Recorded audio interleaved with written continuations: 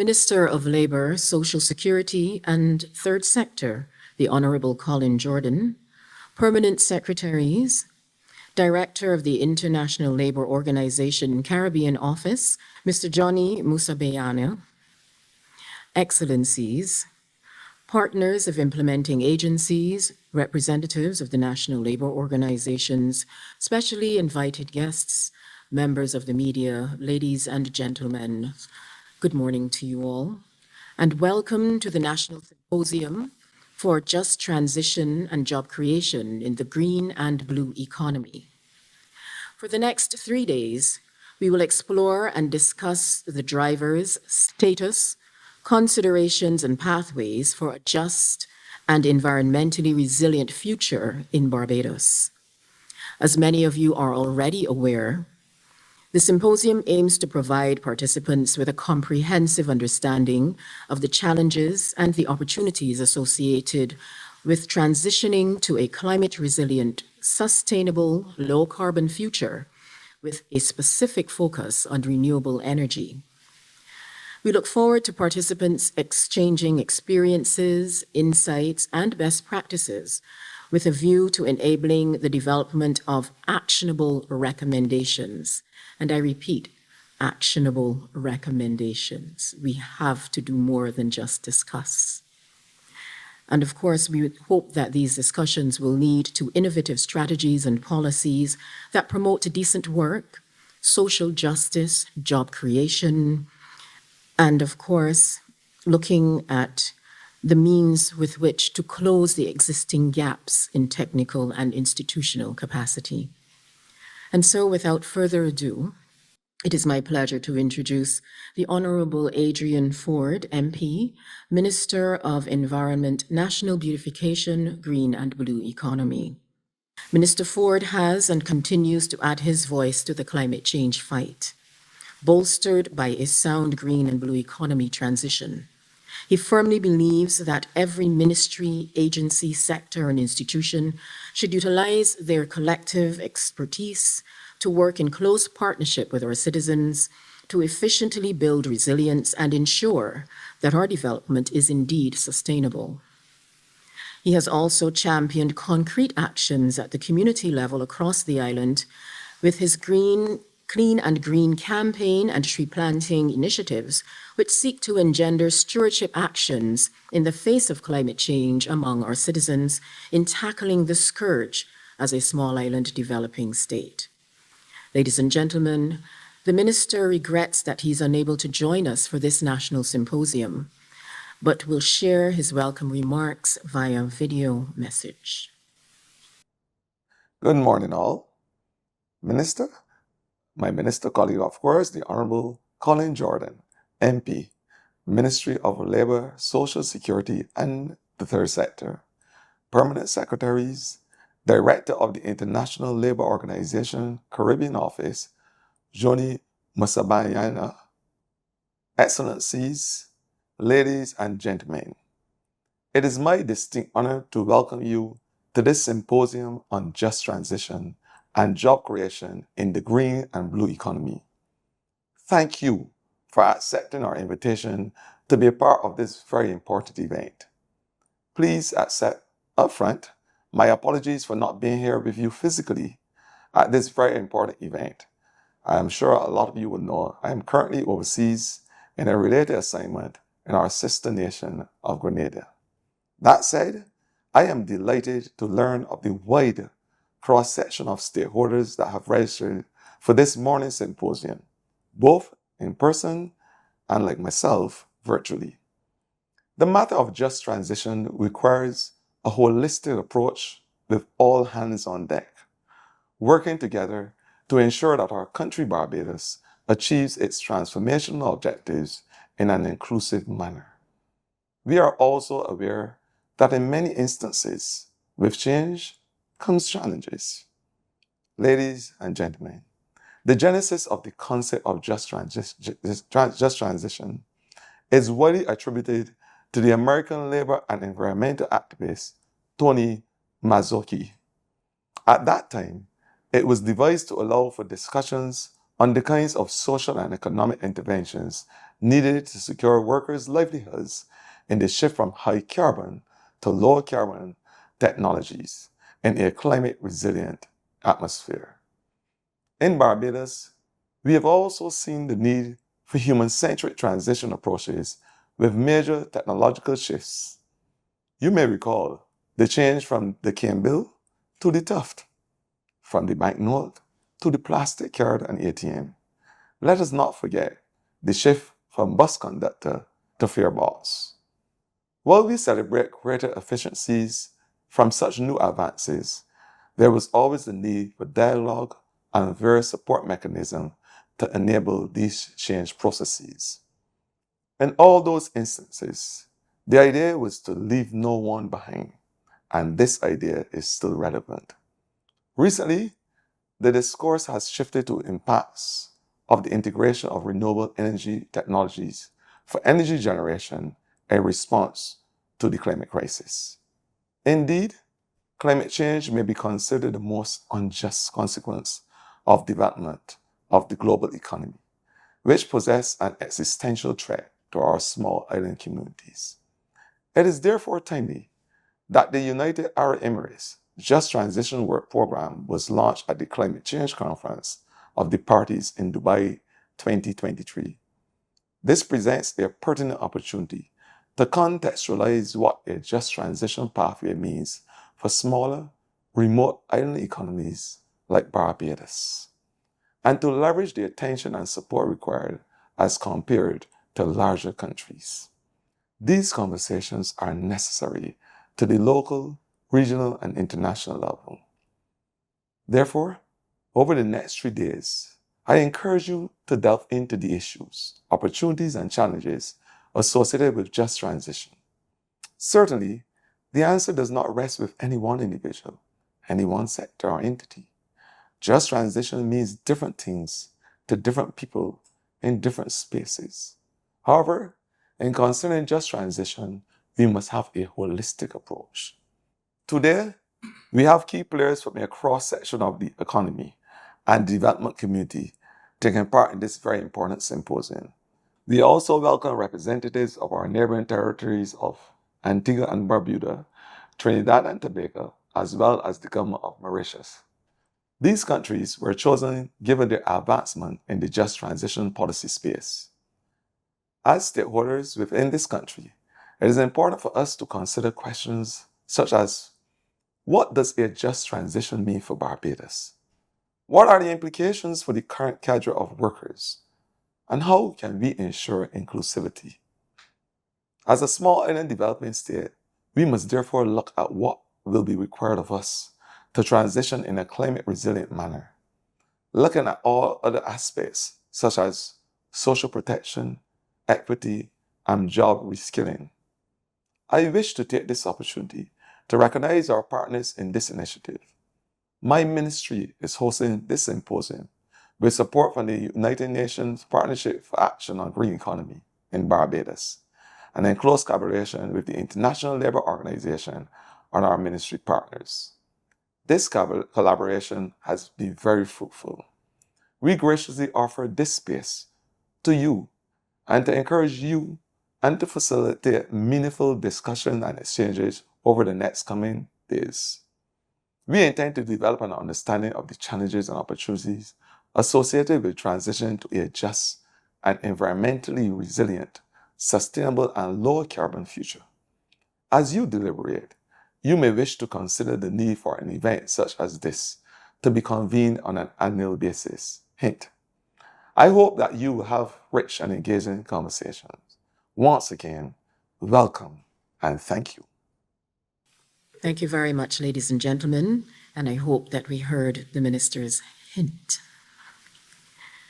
The International Labour Organization has a vision of just transition that is a bridge from where we are today to a future where all jobs are green and decent, where poverty is eradicated, where communities around the world are seen to be thriving and resilient.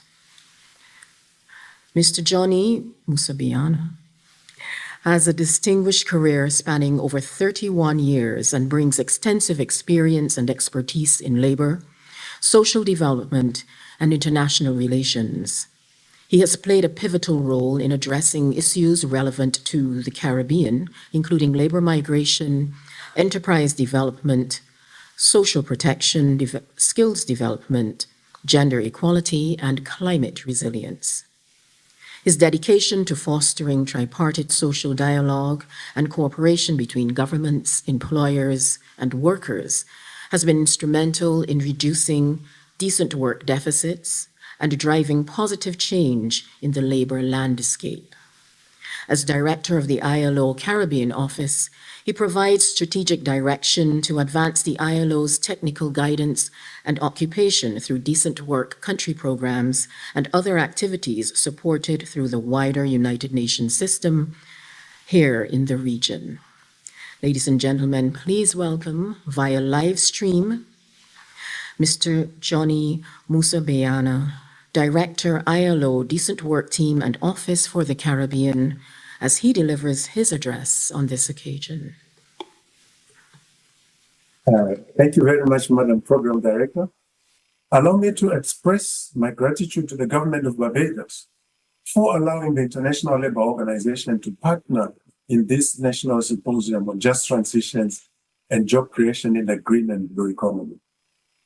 In collaboration with the Partnership for Action on Green Economy page, we are pleased to work with the work that has been undertaken and still is being undertaken in Barbados. It is true indeed that Barbados is an exemplar in the region. And I hear you, Honorable Minister Ford, when you say, let us have this as an annual occasion. I throw it right back at you and say the ILO is ready to partner with you to make this possible. And I leave this also in the hands of Honorable Minister Jordan. As the ILO continues to focus on creating decent jobs, strengthening climate adaptation strategies, protecting workers and vulnerable groups, it is evident that no one size fits all. Each country and its region will have to adapt its internal policies to support its international commitments. What, however, is true is that all countries, they need to take steps to reduce emissions and to restrict the global temperatures that are a threat to us all, but more so in this region. First, a deep transformation of our models of production and consumption are required if countries in the region, including Barbados, are to be effective and impactful in their outcomes.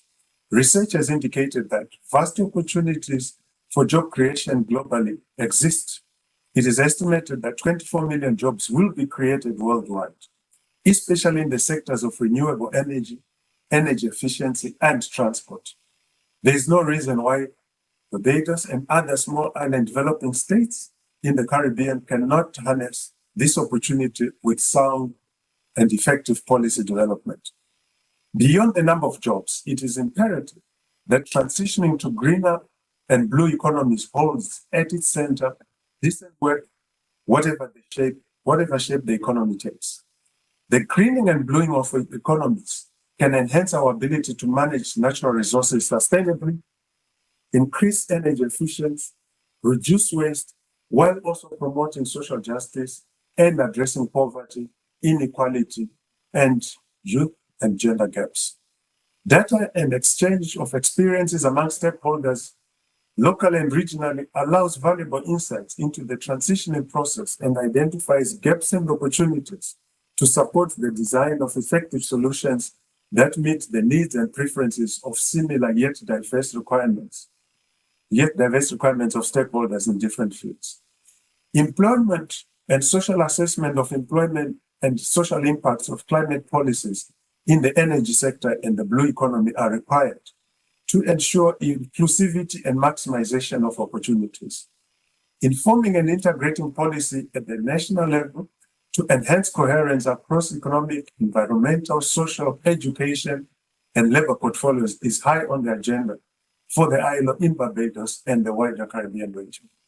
Through collaborations and social dialogue with national constituents and regional entities, the ILO is seeking to support our constituents in developing integrative policies that incorporate not only climate concerns, but also the concerns of labor in the labor market.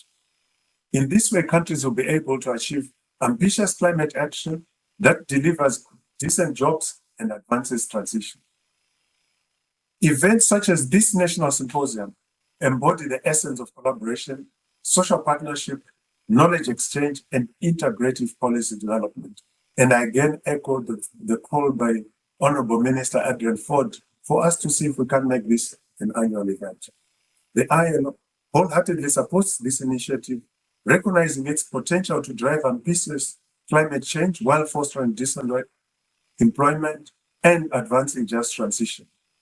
With enthusiasm, I anticipate that this symposium will yield fruitful outcomes. I hear you, Program Director, when you say you want actionable recommendations.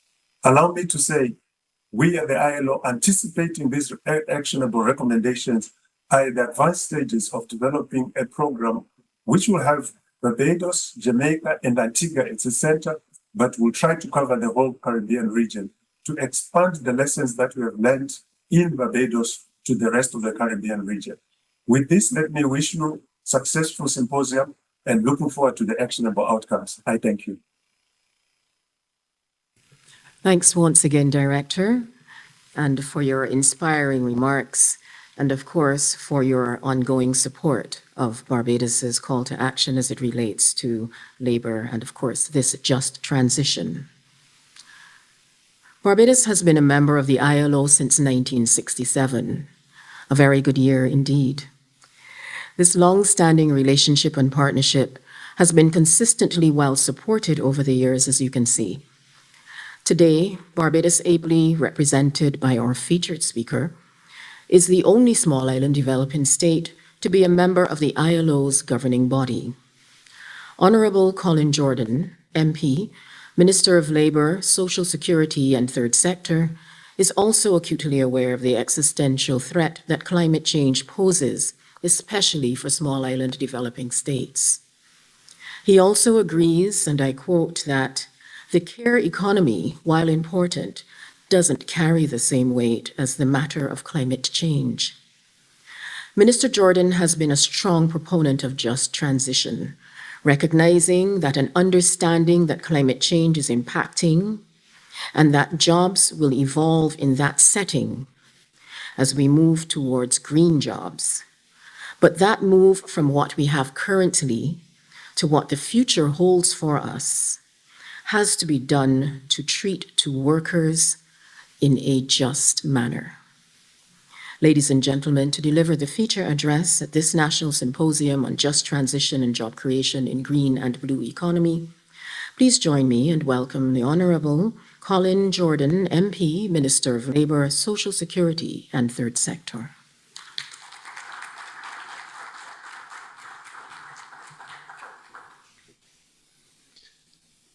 The Honourable Adrian Ford, Minister of the Environment and the National Beautification, Green and Blue Economy, who is joining us who is away and who presented via video. Mr. Johnny Musubayana, I thought I had that down pat. Seemed to be a little bit nervous. Director of the ILO Decent Work Team and Office for the Caribbean, who is joining us virtually. Mr. Timothy Maynard, the Permanent Secretary in the Ministry of Labour, Social Security and the Third Sector. Mr. Anthony Headley, who is acting for the Permanent Secretary in the Ministry of the Environment and National Beautification, Green and Blue Economy. Other senior government officials, employer and employee representatives, senior representatives of the ILO and other UN agencies, media professionals, distinguished ladies and gentlemen, all good morning to you.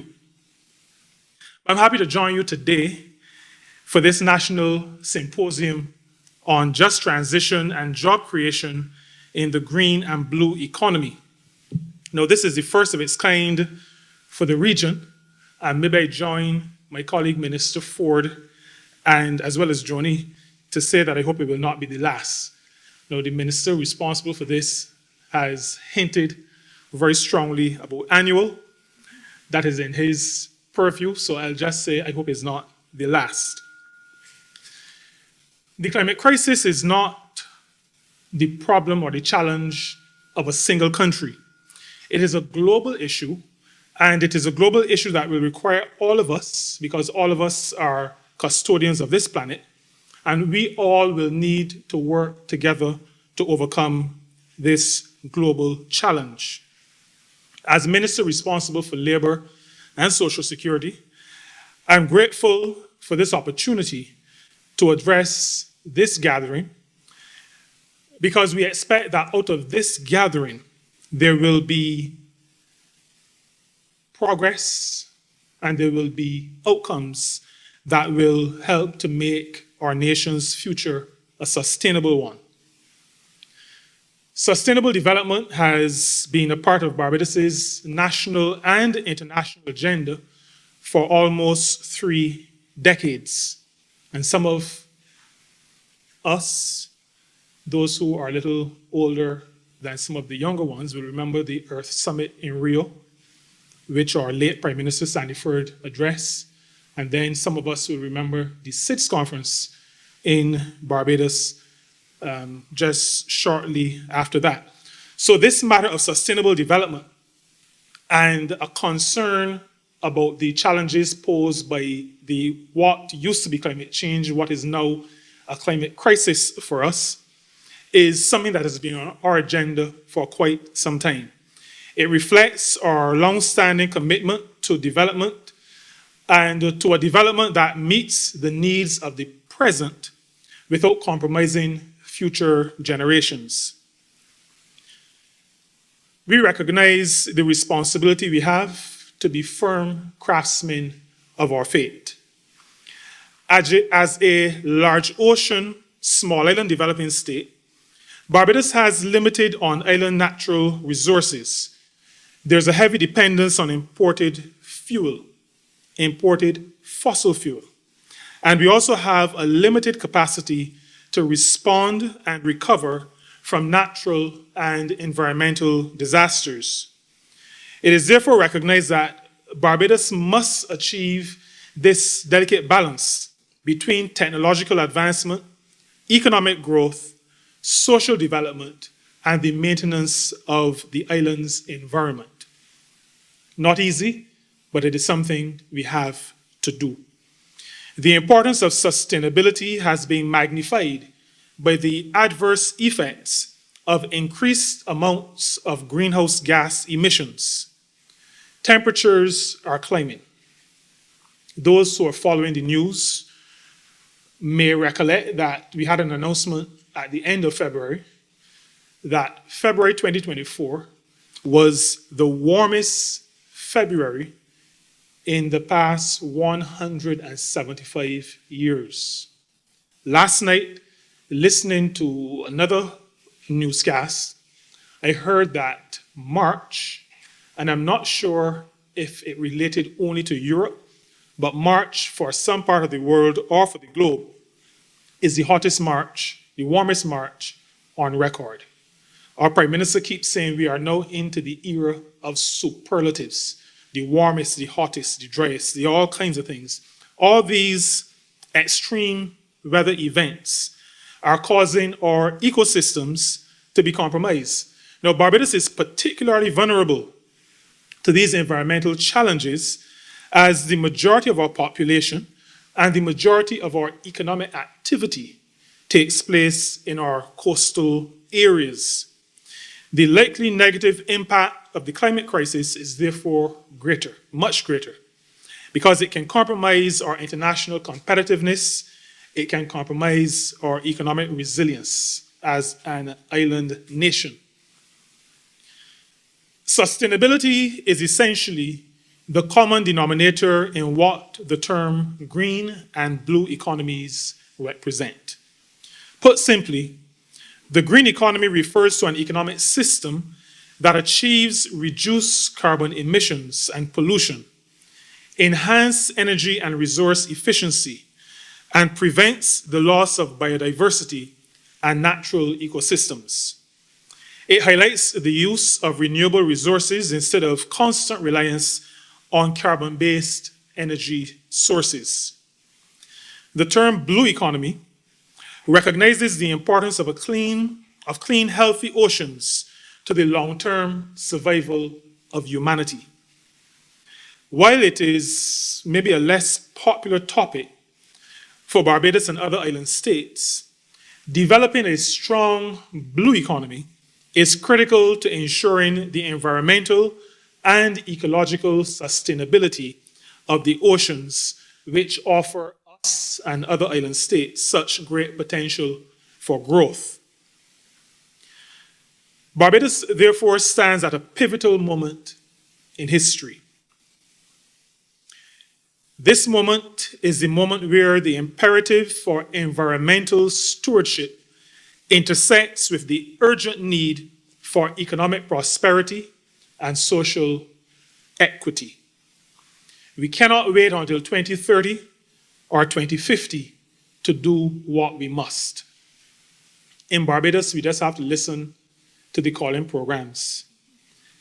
Barbadians want action on economic development now. We understand that that action must be balanced with our environmental stewardship. And that is the reason why we speak to the fact that while we are at a pivotal moment, we have a delicate balance, but we have also an urgent imperative. We must start now. We must start working to reskill and to upskill the most vulnerable workers. We must adequately prepare them to make the transitions which are necessary. Over these next 3 days, as we consider the creation of jobs in the green and blue economy, we ask the important question: how do we move, or how do we transition from our current reliance on fossil fuel as the basis of our economy to a cleaner, sustainable economy that provides decent work for all? How do we do that is the question that all of your outputs must answer. In other words, if your outputs do not answer that question, the 3 days would have been in vain with respect to the purpose of our gathering. At a recent meeting of the ILO's governing body in Geneva, I sought to make it clear that the discussion on harnessing the fullest potential of rapidly evolving technology must be placed alongside the climate crisis.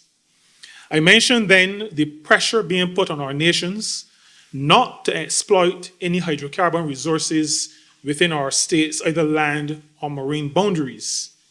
Now, we recognize that many developed states have achieved their development on the back of developing and are using fossil fuels. Recognizing that if there's to be justice in the transition at all of its levels, then this issue must be addressed. I referred, among other things, to elements of the Bridgetown Initiative. There must be access to reasonable, affordable finance for mitigation, for adaptation, for development. There must be reasonable trading arrangements that allow for sustainable, people-centered development. I reiterate here in Joni's hearing my call for an ILO conversation discussion that recognizes the intersection between technological advancement and the climate crisis. Such a discussion is, in my view, imperative. The government of Barbados and its social partners have committed to the creation of a green and blue economy that will result in improved human well-being and social equity, while significantly reducing environmental risks and ecological scarcities. In the Declaration of Mission Barbados, we have agreed that by 2030, Barbados is to become a clean and beautiful large ocean state, championing sustainable development locally and globally, with the goal of all domestic activities becoming 100% sustainable by 2035. All of us here today ought to see ourselves as leaders. All of us are innovators. All of us are drivers behind, or potentially drivers behind, one of the greatest transformations that our country has sought to undertake since we moved into a type of industrialization phase in the 1970s. This creation of a green and blue economy will involve real, if not seismic change, and it will be no small feat. So talk is good, but what we intend to do will be a mammoth task. But it is a task that we must apply ourselves to. It will not be business as usual. It will involve the creation and adoption of new technology. Our Prime Minister, and she said this speaking to the ILO a few years ago, must become creators and owners of this new technology, not just adopters and users. We must become the owners of this technology. We will not only have to transform our work processes, but also the way we think and the way we live. All sectors will have to invest in new infrastructure. Education and training will also be critical, as the change will be people-driven, requiring new knowledge and new skills. Today, we gather not only to acknowledge these challenges, but also to harness our collective wisdom and expertise in charting a course toward a just and sustainable future for all Barbadians. The concept of a just transition lies at the heart of all of our deliberations. As we embark on this journey, we must ensure that no one is left behind. I've come to realize during recent discussions and deliberations on certain pieces of labor legislation that it is becoming a little bit too easy to forget other people. And so to repeat something that you heard and you hear quite frequently from our Prime Minister, we have to see people, we have to feel people, we have to hear people, we have to respond to people. A just transition refers to a transition that includes justice. And justice makes sense more so for those who are weaker. And I want us always to bear that in mind. Our transition must be inclusive, it must be equitable, it must be mindful of the diverse needs of our society. Simply put, it must be human-centered. It must prioritize the well-being of our citizens, particularly those who are most vulnerable to the impacts of environmental degradation and economic dislocation. Central to this vision is the creation of green and blue jobs. These are not merely employment opportunities, but pathways to a more sustainable and prosperous future.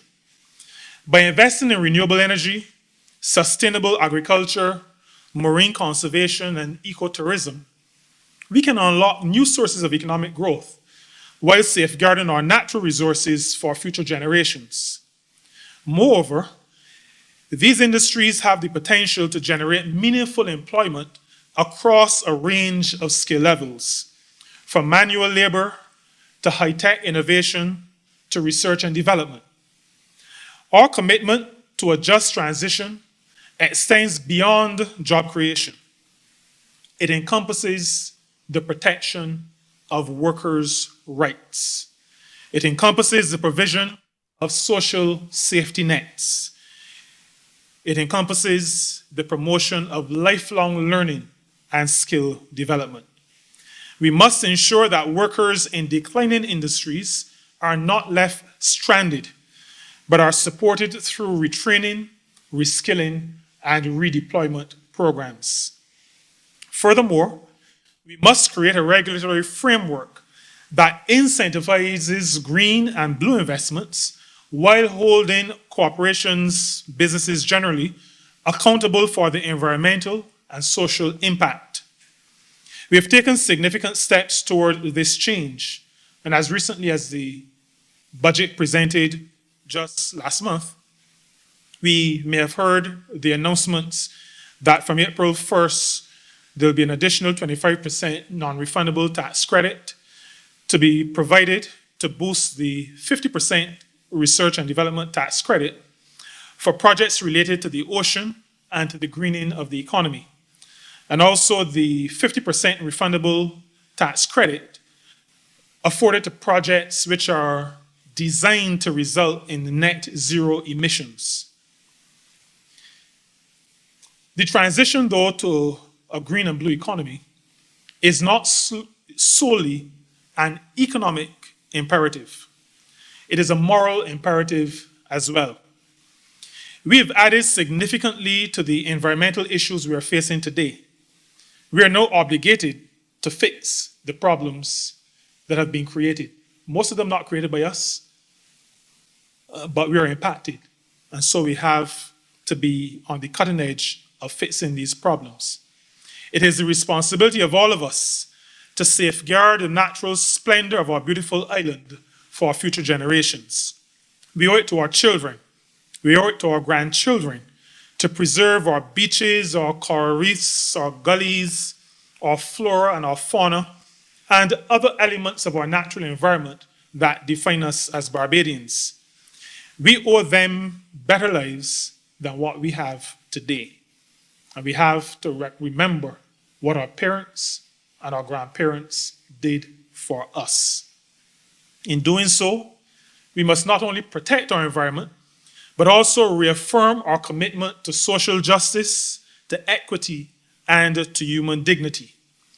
To this end, our ministry stands at the ready to be standard bearer in this administration's commitment, not just to sustainability, but also to prosperity. The next 3 days will see welcomed exchanges of critical information, knowledge, and experiences and ideas to enhance the awareness and understanding of the critical role that renewable energy plays in mitigating climate change and the importance of a just transition in the context of the green and blue economy. This symposium is also expected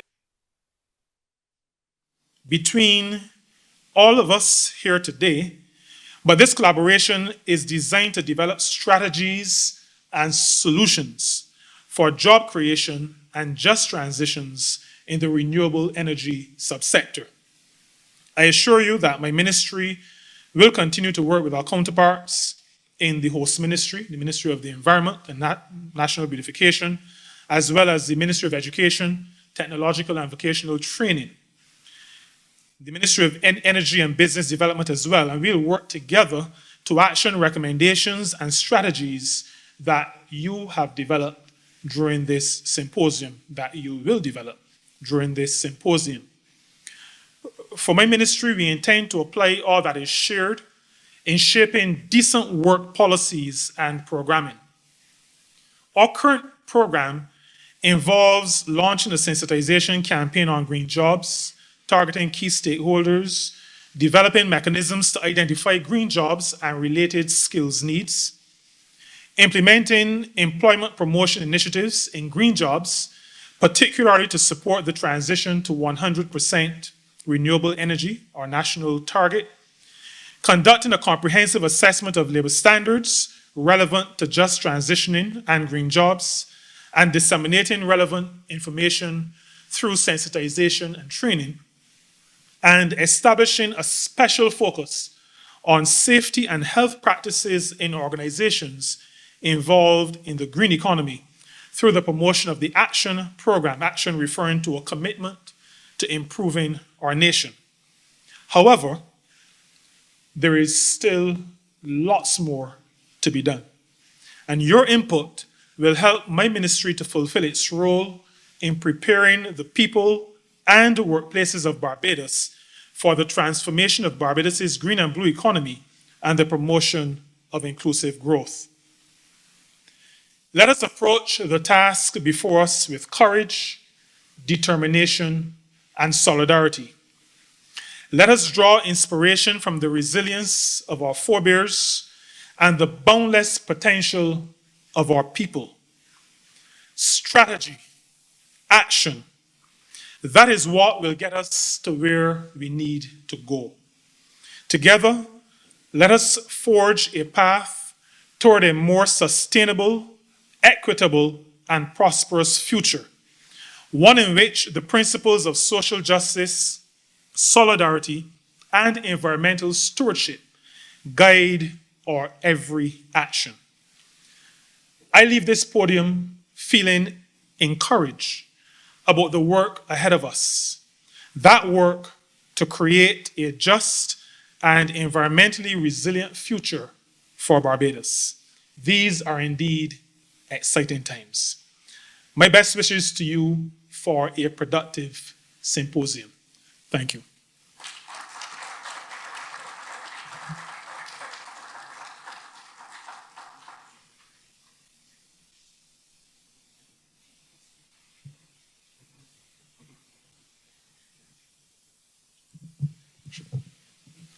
Ladies and gentlemen, another round of applause, please, for that inspiring